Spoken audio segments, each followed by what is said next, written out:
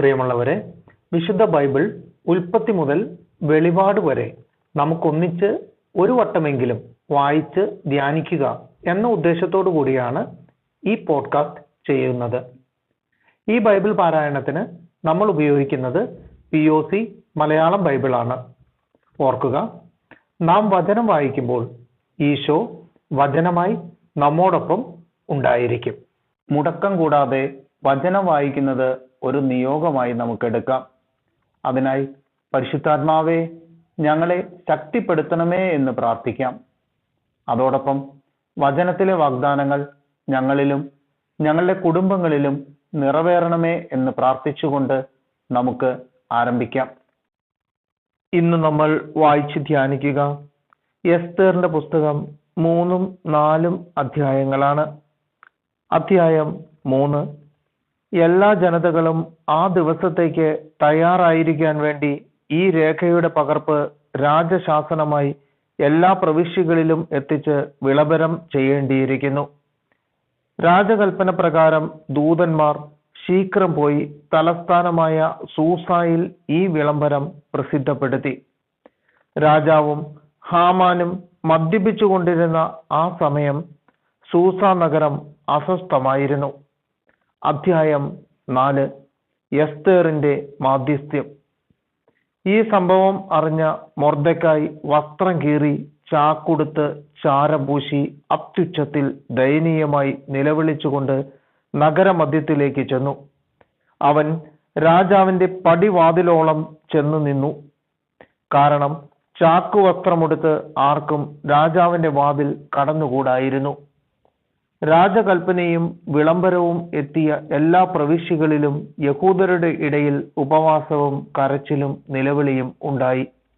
ഏറെ പേരും ചാക്കുടുത്ത് ചാരത്തിൽ കിടന്നു. തോഴിമാരും ഷണ്ടന്മാരും പറഞ്ഞ് ഇതെല്ലാം അറിഞ്ഞ് എസ്തേർ അത്യന്തം പര്യാകുലയായി. ചാക്കു വസ്ത്രത്തിനു പകരം ധരിക്കാൻ വസ്ത്രങ്ങൾ അവൾ മൊർദെഖായിക്ക് കൊടുത്തയച്ചു. പക്ഷേ അവൻ അത് സ്വീകരിച്ചില്ല. തന്നെ ശുശ്രൂഷിക്കാൻ നിയുക്തനായിരുന്നവനും രാജാവിന്റെ ഷണ്ടന്മാരിൽ ഒരുവനുമായ ഹബാക്കിനെ വിളിച്ച് എസ്തേർ ഇതെല്ലാം എന്താണെന്നും എന്തിനാണെന്നും അറിയാൻ മൊർദെഖായിയുടെ അടുത്തേക്ക് അയച്ചു. അവൻ രാജാവിന്റെ പടിവാതിലിന് മുൻപിൽ നഗരത്തിന്റെ പൊതുസ്ഥലത്ത് നിന്നിരുന്ന മൊർദെഖായിയുടെ അടുത്തെത്തി.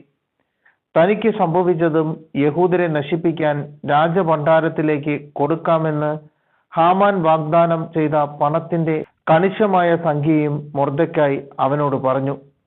രാജ്ഞിയെ കാണിച്ച് അവൾക്ക് വിശദീകരിച്ചു കൊടുത്ത് തന്റെ ജനതയ്ക്ക് വേണ്ടി രാജാവിനോട് യാചിക്കാൻ അവളെ പ്രേരിപ്പിക്കാൻ വേണ്ടി തങ്ങളെ നശിപ്പിക്കാൻ സൂസായിൽ പ്രസിദ്ധപ്പെടുത്തിയ വിളംബരത്തിന്റെ ഒരു പകർപ്പ് മൊർദെഖായി അവനെ ഏൽപ്പിച്ചു. ഞാൻ നിന്നെ പരിപാലിച്ച നിന്റെ എളിയ ദിനങ്ങളെ ഓർക്കുക. രാജാവിന് തൊട്ടടുത്ത സ്ഥാനമുള്ള ഹാമാൻ ഞങ്ങളുടെ നാശത്തിനു വേണ്ടി ഞങ്ങൾക്കെതിരെ സംസാരിച്ചിരിക്കുന്നു. കർത്താവിനോട് പ്രാർത്ഥിക്കുകയും ഞങ്ങളെപ്പറ്റി രാജാവിനോട് സംസാരിച്ച് ഞങ്ങളെ മരണത്തിൽ നിന്ന് രക്ഷിക്കുകയും ചെയ്യുക. ഹബാഗ് ചെന്ന് മൊർദെഖായി പറഞ്ഞത് എസ്തേറിനെ ധരിപ്പിച്ചു. അപ്പോൾ അവൾ ഹബാഗ് വഴി ഒരു സന്ദേശം മൊർദെഖായെ അറിയിച്ചു. എല്ലാ രാജസേവകന്മാർക്കും രാജാവിന്റെ പ്രവിശ്യകളിലെ ആളുകൾക്കും അറിയാം, വിളിക്കപ്പെടാതെ ആരെങ്കിലും ആണായാലും പെണ്ണായാലും അകത്തെ അങ്കണത്തിൽ രാജസന്നിധിയിൽ പ്രവേശിച്ചാൽ നിയമം ഒന്നേയുള്ളൂ. രാജാവ് തന്റെ സ്വർണ്ണ ചെങ്കോൽ അവന്റെ നേരെ നീട്ടുന്നില്ലെങ്കിൽ അവൻ വധിക്കപ്പെടണം. 30 ദിവസമായി രാജാവ് എന്നെ വിളിച്ചിട്ടില്ല. എസ്തേർ പറഞ്ഞത് അവർ മൊർദെഖായെ അറിയിച്ചു. അപ്പോൾ മൊർദെഖായി എസ്തേറിന് മറുപടി കൊടുത്തു. നീ രാജകൊട്ടാരത്തിൽ മറ്റു യഹൂദരേക്കാൾ അല്പമെങ്കിലും കൂടുതൽ സുരക്ഷിതയായിരിക്കുന്നുവെന്ന് കരുതേണ്ട. ഇതുപോലൊരു സമയത്ത് നീ മൗനം പാലിച്ചാൽ യഹൂദർക്ക് മറ്റൊരിടത്ത് നിന്ന് ആശ്വാസവും മോചനവും വരും. പക്ഷേ നീയും നിന്റെ പിതൃഭവനവും നശിക്കും.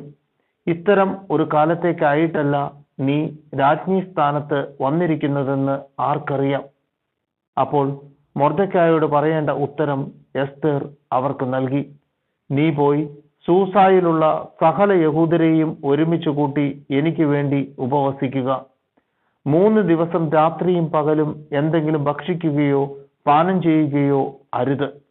ഞാനും എൻ്റെ തോഴിമാരും നിങ്ങളെ പോലെ തന്നെ ഉപവസിക്കും. പിന്നെ നിയമത്തിനെതിരാണെങ്കിലും ഞാൻ രാജാവിൻ്റെ അടുത്തു പോകും. ഞാൻ നശിക്കുമെന്നെങ്കിൽ നശിക്കട്ടെ. എസ്തർ പറഞ്ഞതുപോലെ മൊർദെഖായി ചെയ്തു.